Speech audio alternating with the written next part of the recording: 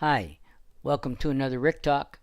This is a companion to the previous Rick Talk, number 7.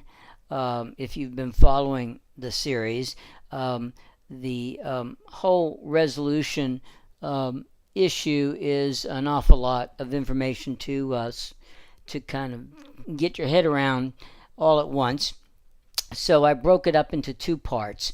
And if you remember, and go back and watch the previous Rick Talk and LPI, and then I think this will make sense, the second part. And in that other video, we talked about how you need to have the proper amount of electronic information, especially we're talking about in print, to know that your images are reliably going to come out and look good. And so you need to have the right amount of electronic information, and there's a simple formula.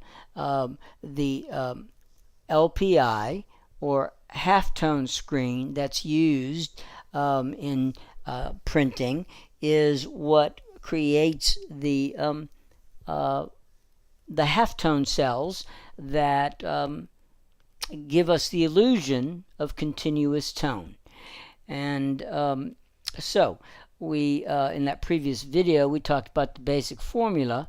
You need to know what the LPI is, or halftone screen. You can simply ask your printer, and I gave you a couple of the basic LPIs in the previous video, and it's between 1.5 and 2 times the LPI is what the resolution of your Photoshop pixel-based images needs to be.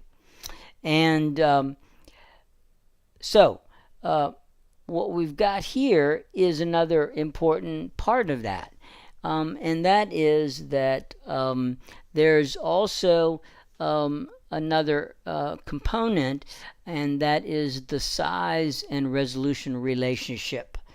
That you may do the little formula, you may have your image ready to go, and then you put it in a document, let's say, or in an ad, and you pull the corner and you make the image bigger. Well, this needs to be taken into consideration, because it will could possibly mess things up. And so here it is, the size resolution relationship. All images, changing the image size changes the resolution, the PPI, the pixels per inch of the image. And the basic concept here is that there's a direct opposite relationship.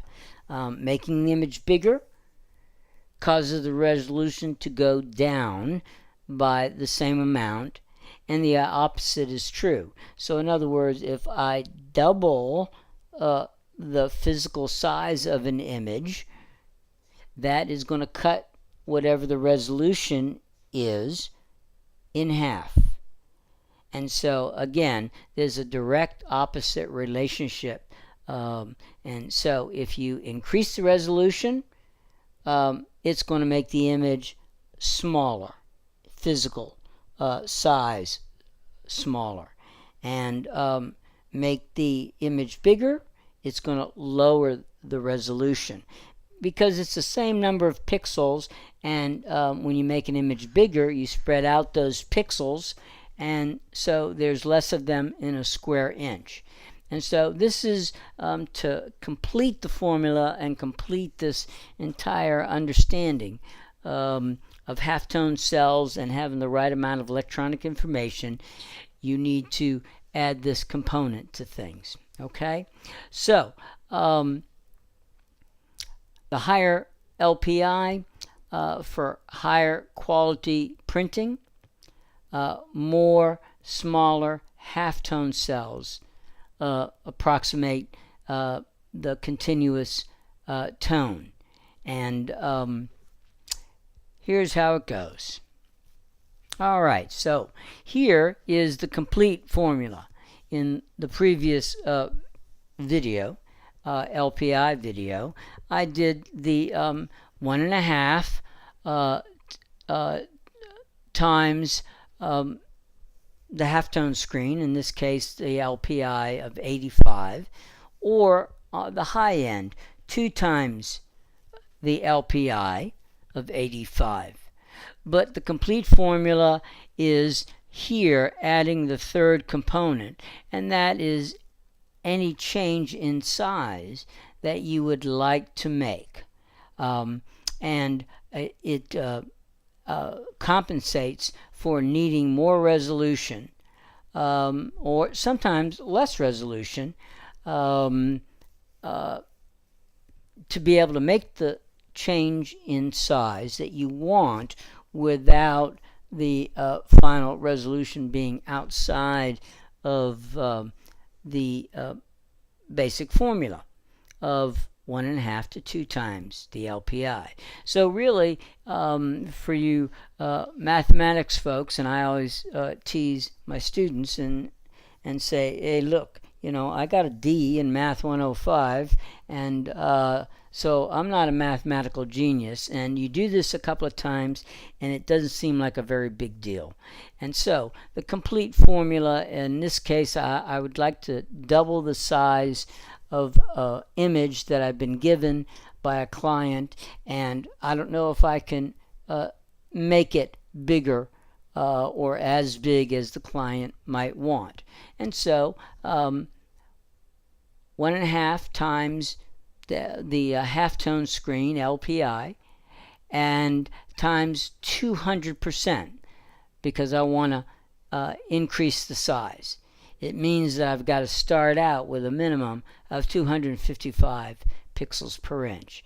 And the high side, 2 times 85 times 200%, tells me that on the high side, I don't need any more than 340 pixels per inch. And I'm going to show you in Photoshop also the image size dialog box that sort of does this for you. Okay, but anyways, here we go. So the last couple of points that I want to make here is because this could affect things for a number of folks, and that is this whole business of the LPI and the size, is that that applies to high resolution, high-end printing devices, or when you take things to a print shop for high resolution printing. And at home, many of us have inkjet printers because inkjet technology has gotten so much better over the years. And as many of you know, we've got these little beautiful color printers that for less than $100. And the issue is that, well, that's good because they make images nice, but in high resolution output printing, we have postscript. Remember, I've been talking about this in previous Rick Talks and videos. Postscript, and an inexpensive inkjet printer doesn't have a postscript engine, and so everything that I've been talking about previously here does not apply to the inexpensive postscript, non-postscript inkjet printers that we have at home. So how do you know what resolution your images need to be to make them look pretty good on your little inkjet printer at home? Well, simply try to make it one third of the DPI of the printer, because there's no postscript aspect, and so there's no halftone screen or LPI component to deal with in inexpensive inkjet printers.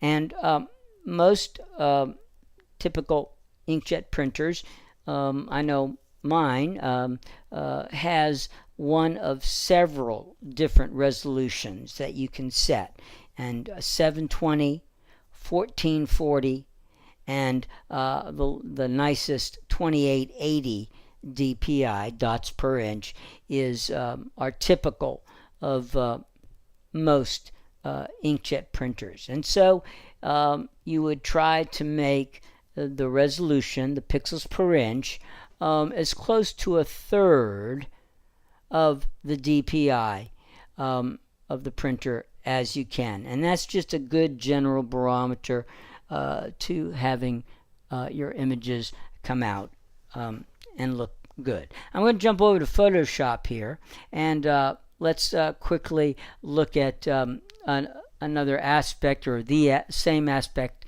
but here in Photoshop. In previous videos, I've talked about the image size dialog box. The image size dialog box. And this more or less does the math for you in this business of size and resolution. So let's go to this, and we can see with this image it's 8.3 inches square, and it's 72 pixels per inch. If you want to make an image bigger, or you want to increase the resolution, you got to pay for it. And you pay for it by losing something in the other category, meaning resolution versus physical size. And as I said in the other videos, what you want to do is right here, you want to, down in the corner, you want to uncheck resample, and that's going to make this little locking device lock not only the size, the height and width, but it will lock it in with the resolution, the pixels per inch resolution. And so that's what you want to do to keep yourself honest. So uncheck resample. It's all locked together now, and it's going to be very clear. I'll double the resolution, and that will, if what I've been saying is correct, cut the size in half. Double the resolution, you pay for it by giving up an equal amount of size. And so I go to 144, and there you see the image in terms of its physical size is 4 inches.